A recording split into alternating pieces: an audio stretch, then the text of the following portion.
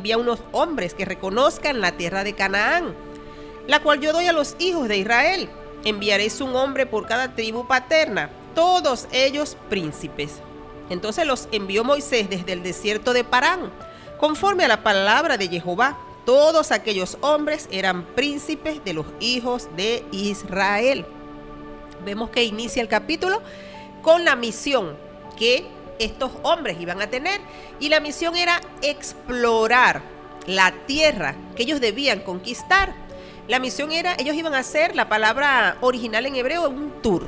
Lo que para nosotros hoy es un tour, es lo que ellos iban a hacer, un tour por toda esta tierra, para ellos poder determinar, según su percepción, cómo era la tierra. Es decir, ellos querían asegurarse cómo era la tierra que ellos tenían que conquistar.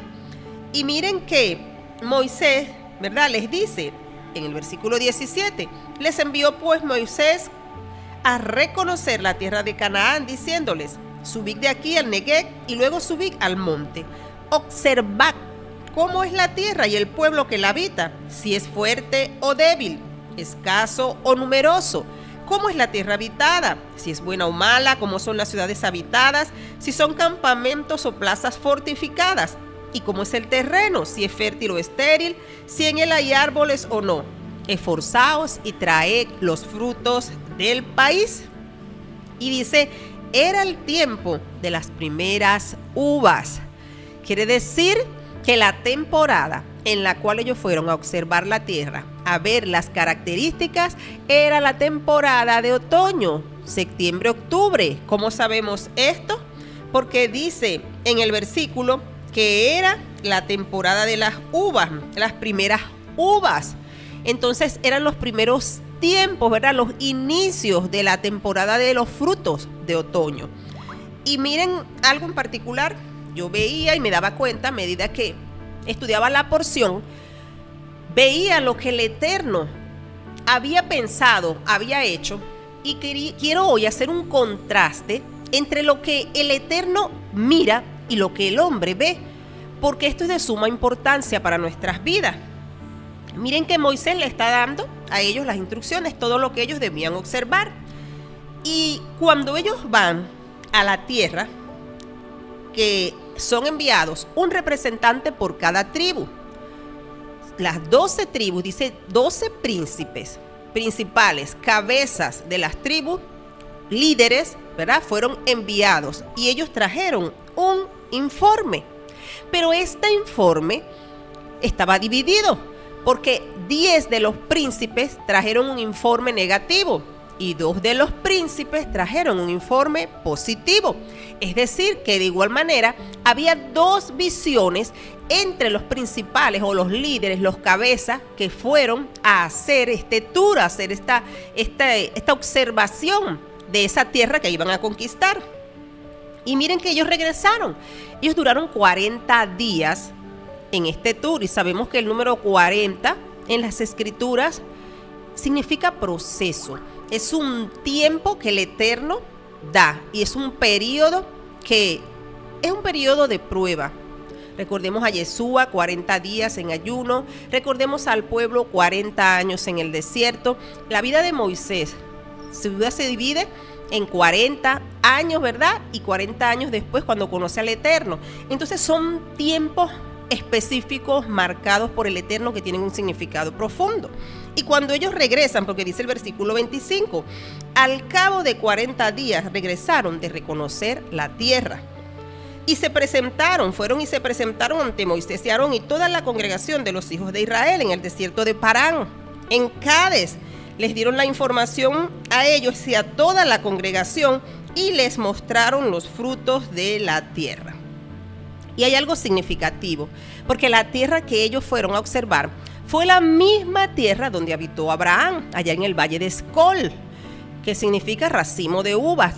Y miren que no hay coincidencias en el Eterno. Ellos fueron a ver la misma tierra que había habitado Abraham, pero había una diferencia muy grande.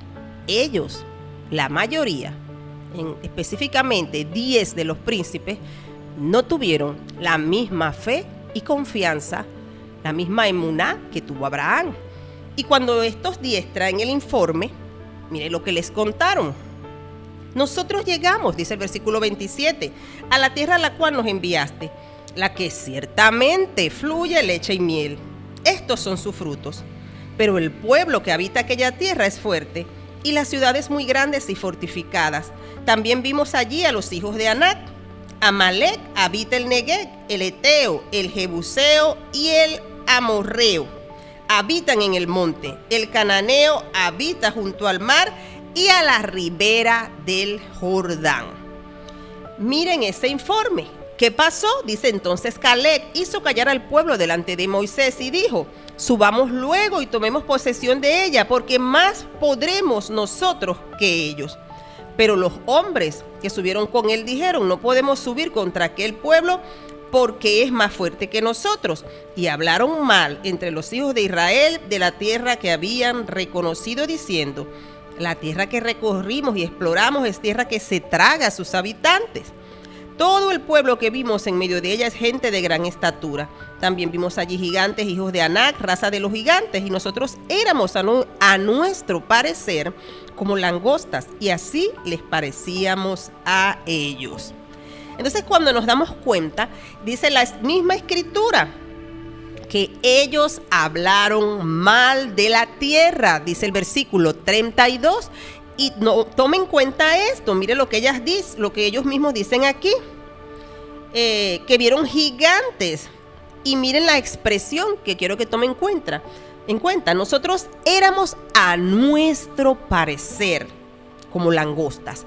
O sea, esa era la percepción que ellos tuvieron. A nuestro parecer éramos para ellos como langostas. Esta fue la percepción de estos 10.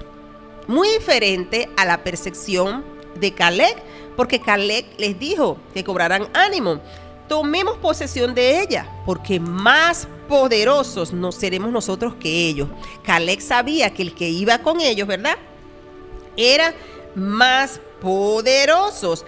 Y luego nos damos cuenta que Josué, en el capítulo siguiente, también da su informe. Dice el versículo 6 del capítulo 14 de Números: y Josué, hijo de Nun, y Caleb, hijo de Jefone, que eran de los que habían reconocido la tierra, rompieron sus vestidos y dijeron a toda la congregación de los hijos de Israel: la tierra que recorrimos y exploramos es tierra muy buena. Y miren lo que ellos dijeron: si Jehová se agrada de nosotros, él nos llevará a esta tierra y nos la entregará. Es una tierra que fluye leche y miel. Por tanto, y escuchen muy bien lo que él dice: no seáis rebeldes contra Jehová, ni temáis al pueblo de esta tierra, pues vosotros los comeréis como pan. Su amparo se ha apartado de ellos, y Jehová está con nosotros. No os temáis. Entonces toda la multitud propuso apedrearlos, pero la gloria de Jehová se mostró en el tabernáculo de reunión a todos los hijos de Israel. Ahora, cuando reflexionamos en esto, nos damos cuenta de algo. Estas 10 representantes, ¿verdad?, trajeron un informe negativo. Hablaron mal de la tierra. Pero Caleb y Josué, uno de la tribu de Judá, ¿verdad?, y otro de la tribu de Efraín, representación de las dos casas, ellos trajeron un buen informe, porque el informe de ellos estaba basado en el eterno, en lo que ellos confiaban, en la palabra que les había sido dada. El informe de ellos no estaba basado en su percepción personal, no iban por vista, ellos iban por fe. Pero los otros 10 príncipes vieron las cosas como ellos mismos dijeron, a nuestro parecer, de acuerdo a nuestra vista, de acuerdo a nuestra percepción, de acuerdo a nuestra opinión personal. Y aquí es donde nosotros tenemos que detenernos y aprender de lo que allí pasó. ¿Por qué? Pensemos un momento, retrocedamos un momento y vayamos a Éxodo 3, donde nosotros vamos a ver el informe que Adonai da de esta tierra. Vamos a Éxodo capítulo 3 y vamos a leer el versículo 8. Mire el plan de Jehová, lo que él había decidido, mire el informe. Por eso he descendido para librarlos de manos de los egipcios y sacarlos de aquella tierra a una tierra buena y ancha, a una tierra que fluye leche y miel, a los lugares del cananeo, del eteo, del amorreo, del fereceo, del ebeo y del jebuseo. Eso está allí, y el versículo 17 de ese mismo capítulo dice: y he dicho, yo sacaré de la aflicción de Egipto a la tierra del cananeo, del eteo, del amorreo, del fereceo, del ebeo y del jebuseo, a una tierra que fluye leche y miel. De igual manera, en el capítulo 13 de Éxodo, en el versículo 5, Adonai dijo: y cuando Jehová te haya metido en la tierra del cananeo, del eteo, del amorreo, del ebeo y del jebuseo, la cual juró a tus padres que te daría, tierra que destila leche y miel, harás esta celebración en este mes. Entonces mire ahora la percepción que Adonai tenía de esta tierra, cómo la veía. Cuando usa esta expresión el Eterno, una tierra que fluye leche y miel, para ese momento, ¿verdad? Para ese contexto cultural, esta expresión significaba que esta era una tierra fructífera. Y eso es lo que el Eterno estaba viendo. Él estaba viendo las características de la fertilidad de la tierra que él iba a entregarla. Y él estaba garantizándoles a ellos, ¿verdad?, que esta tierra era una tierra fructífera, que era buena.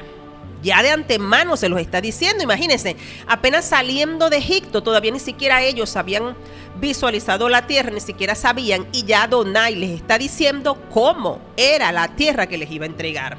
Pero el informe del hombre, que acabamos de escucharlo, a pesar de lo que Adonai les había descrito, la visión humana, la percepción humana del momento, no vio lo bueno de la tierra, sino que ellos se enfocaron en lo que eran los obstáculos que allí había para esta tierra ser conquistada. Ellos no vieron lo bueno, sino que ellos se enfocaron en lo negativo. Y debemos comprender algo: la percepción humana no es la misma que del Creador. De hecho, él dice: mis pensamientos no son vuestros pensamientos, ni mis caminos, dice que el profeta Isaías, ¿verdad?, son vuestros caminos. Entonces debemos comprender una realidad. Cuando nosotros vemos a través de nuestros propios lentes, vamos a visualizar obstáculos, vamos a visualizar situaciones que no van a ser fáciles conquistar según la percepción humana. Pero cuando Adonai ve las circunstancias, él no ve lo malo, él ve lo bueno. Y vean el plan. ¿Cuál era el plan del Eterno? Porque acabamos de ver el informe de Adonai versus el informe del hombre. Ahora veamos el plan de Adonai versus el plan del hombre. ¿Cuál era el plan de Adonai? Acabamos de ver que el plan era, vean como dice el versículo que acabamos de leer en Éxodo 13:5, una tierra de cuando Jehová te haya metido. O sea, él les estaba garantizando que ellos iban a entrar. Y les dijo, la tierra que él juró a tus padres que te daría. Jehová había hecho un juramento.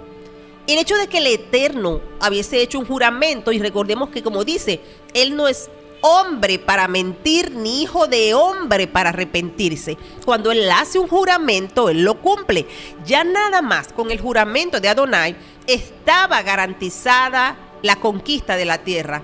Jamás debieron haber ellos ido a hacer ese tour, esa decisión que el hombre tomó y que Adonai concedió, porque en Deuteronomio vemos cómo fue Adonai que concedió esto, ¿verdad? Cuando ellos fueron a ver esta tierra, esto que el Eterno había concedido a ellos, hacer este tour. Entonces nunca debieron ellos hacer este tour, disponerse a hacer esto, porque ellos debieron confiar enteramente en lo que ya Adonai había anunciado. Él les iba a dar la tierra. Y ni siquiera era, no solamente eso, que él la iba a conquistar.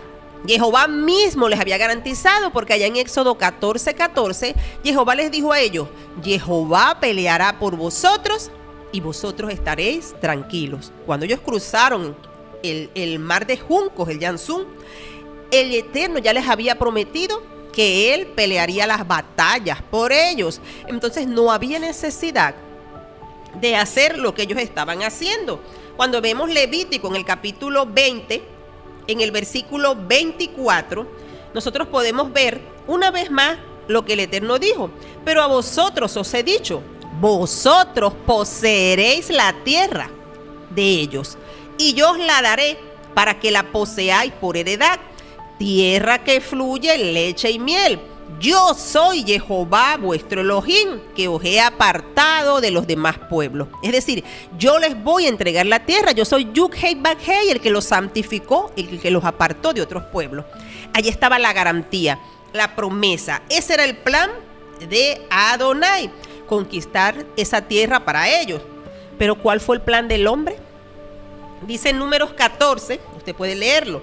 Entonces toda la congregación, el versículo 1 al 3, gritó y dio voces, y el pueblo lloró aquella noche. Todos los hijos de Israel se quejaron contra Moisés y contra Aarón.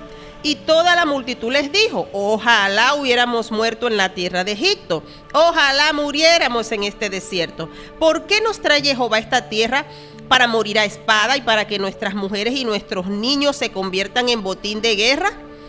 ¿No sería mejor regresar a Egipto? Y se decían unos a otros: designemos un capitán y volvamos a Egipto. ¿Qué le quedó a Moisés? Dice que Moisés y Aarón se postraron sobre sus rostros delante de toda la multitud de los hijos de Israel. Y allí fue cuando Caleb, hijo de Nun, ¿verdad? Hijo de Jefone, perdón, y Josué, hijo de Nun, les dijeron a ellos, rompieron sus vestidos y les dijeron cómo era la tierra. Ellos trajeron la buena noticia, el buen informe. La tierra, le dijeron, es una tierra que fluye leche y miel. Es tierra muy buena. Esas fueron las palabras de ellos. Y el consejo que les dieron: por tanto, no seáis rebeldes contra Jehová. ¿Por qué la rebelión? Porque no estaban obedeciendo al mandato de Jehová, que les había dicho: avancen y conquisten la tierra. Él no les dijo vayan a explorarla, él les dijo avancen y conquístenla. Ellos no siguieron la instrucción y encima ahora se estaban rebelando por encima del liderazgo, porque ahora querían nombrar un capitán. Ellos, a su parecer, por su percepción, ahora querían nombrar un capitán y volver a Egipto. Entonces miren, cuando ellos están pensando en esto, ¿en qué están pensando ellos? En su seguridad personal, porque ellos dijeron: ¿para qué nos trajeron aquí? ¿Por qué nos sacaste para acá? Ojalá que nos muramos aquí. ¿Por qué nos sacaste este desierto, verdad? Para morir a espada, para que nuestras mujeres y nuestros hijos se conviertan en botín de guerra. Es decir, si sus mujeres y sus hijos se iban a convertir en botín de guerra, quería decir entonces que ellos estaban diciendo ya que esos pueblos los iban a conquistar a ellos y los iban a esclavizar, y ellos iban a hacer un botín de guerra para este pueblo. ¿No nos sería mejor regresar a Egipto? Miren algo, a pesar de la esclavitud que representaba regresar a Egipto, ellos prefirieron esto, desobedecer a seguir el plan divino. Y miren algo, cuando nosotros vemos los obstáculos y no vemos al que va con nosotros, al que nos garantiza la victoria, queremos volvernos atrás. Y el plan del Eterno era obedecerlo, seguir su plan independientemente de las adversidades, de los obstáculos que habían. Igual en nuestras vidas, independientemente de los obstáculos, de las adversidades que tenemos que enfrentar, no podemos olvidar que el que va con nosotros es mayor, tal como lo dijeron Caleb y Josué, y que Él nos va a entregar la tierra, que Él va a pelear por nosotros, Él nos va a dar el éxito, nos los va a conceder. En cambio, ¿qué hacemos? Preferimos confiar en nuestra percepción, en lo que vemos, y dejamos que el miedo y la inseguridad se apoderen de nuestra percepción. Y olvidamos quién va con nosotros, quién es el que dirige nuestro caminar. Y vemos más atractivo y agradable lo que es seguro, lo que ven nuestros ojos, el camino que hemos elegido. Y cuando pensaba en esto, quiero finalizar con esto. Porque miren, Adonai miró la tierra, la describió como una tierra fértil que fluye leche y miel. No vio los gigantes que habían en ellas, ni las ciudades fortificadas, ni lo fuerte del pueblo. Asimismo, Él mira nuestros corazones. Él nos ve como una tierra fértil. Él no mira nuestras imperfecciones, no mira nuestras fortalezas que nos hemos hecho, no mira nuestras flaquezas, nuestras debilidades, sino que Él se dispone a conquistar esa tierra. Él se dispone a conquistar el corazón del hombre para Él y quiere llevarnos a su plan eterno. Quiere llevarnos al Edén, al jardín, al Berechí, al principio. Ese es su plan. Él quiere que otra vez nosotros vivamos como lo que Él dispuso al principio, en un Edén, en una relación de comunión íntima con Él. Pero el hombre se deja dominar por sus temores. Su corazón lo lleva a la desobediencia. Se rebela contra la instrucción de Adonai. Desconfianza, temor. nos hacen apartarnos del plan de Adonai, porque la percepción nuestra es diferente a la de Adonai y queremos volver a la condición de esclavitud, aún después que el Eterno nos ha rescatado y seguimos y está luchando por conquistar nuestro corazón, nuestra tierra. Nosotros queremos rebelarnos y volver atrás. Hoy el Eterno nos está diciendo, vuélvete a mí. Él está diciendo hoy, chuk. Chuk en hebreo es retorna. Por eso la palabra teshuvah, arrepentimiento, viene de este verbo chuk, que es volver. Hoy le está pidiendo que volvamos nuestro corazón en obediencia y en confianza a Él. Nunca la confianza, ¿verdad?, y la obediencia van a estar separadas, porque eso es la verdadera emuná, fe, confianza y obediencia para permanecer en el camino y en la instrucción que Él nos designó, y no mirar las cosas en nuestra propia percepción, como lo hicieron estos 10, sino que seamos como Caleb y Josué, miremos a través de las promesas del Creador, a través de los ojos del Eterno, y comprendamos que la tierra que Él está viendo hoy, nuestro corazón, nuestro terreno, es bueno para Él. Shalom para todos, que el Eterno les bendiga.